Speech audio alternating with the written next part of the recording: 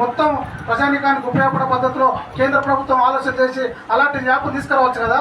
ఈరోజు పాటలు చాలా చెప్తారు, అనేకంగా మేనిఫెస్టో పెడతా ఉన్నారు. మేనిఫెస్టో గత ప్రభుత్వాలు పెట్టినాయి, ఈ ప్రభుత్వాలు పెట్టినాయి, ఆ కేంద్రంలో ఉన్నటువంటి బీజేపీ ప్రభుత్వం పెట్టింది.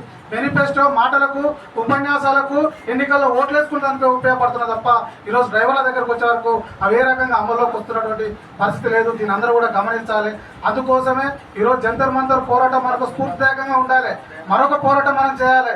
ఈరోజు మనం విడిపోదు. ఇక్కడ మాట్లాడుతున్నప్పుడు ఆటో డ్రైవర్, క్యాబ్ డ్రైవర్ అని మాట్లాడద్దు, మనం తోకలు పెట్టవద్దు. Driver is driver. అది ఏ బండి నడిపినా డ్రైవరే. డ్రైవర్లంతా ఏకమైతే, డ్రైవర్లంతా ఒక తాటికి వస్తే అది ఏ ప్రభుత్వం అయినా మనం గద్దె దింపేట అవకాశం ఉంది. ప్రభుత్వాన్ని స్పందించేటటువంటి అవకాశం ఉంది.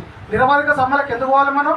నిరవధిక సమ్మె కాదు, ఒక రోజు డ్రైవర్ ఒక గంట సేపు మన వాహనాలు ఆపి చూడండి, ఒక గంట సేపే.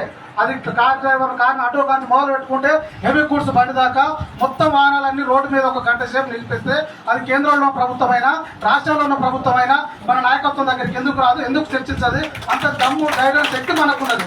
అందుకోసం డ్రైవర్లను ఏకం చేసేందుకోసం ఇక్కడ ఉన్నటువంటి నాయకత్వం జేఏసీ ఉంది. ఆ బాధ్యతను మనం నిర్వహిస్తే ఈరోజు మన సమస్యలు గంటలో పరిష్కారం అవుతాయి. రోజుల పడతారు ఎదురు చూడాల్సినటువంటి అవసరం కూడా లేదు. ఆ పద్ధతిలో మనం కొనసాగి ముందుకు పోతే మనం పరిష్కరించుకునేటువంటి అవకాశం ఉంటుంది. దానికి మనం అందరం కూడా భవిష్యత్తులో మనం కలిసికట్టుగా పనిచేద్దాం. ఈ పోరాటాన్ని మనం అసెంబ్లీ ప్రారంభంలో మనం ఏ పద్ధతిలో నిర్వహించుకుందాం, దీని కార్యాచరణకు ఏం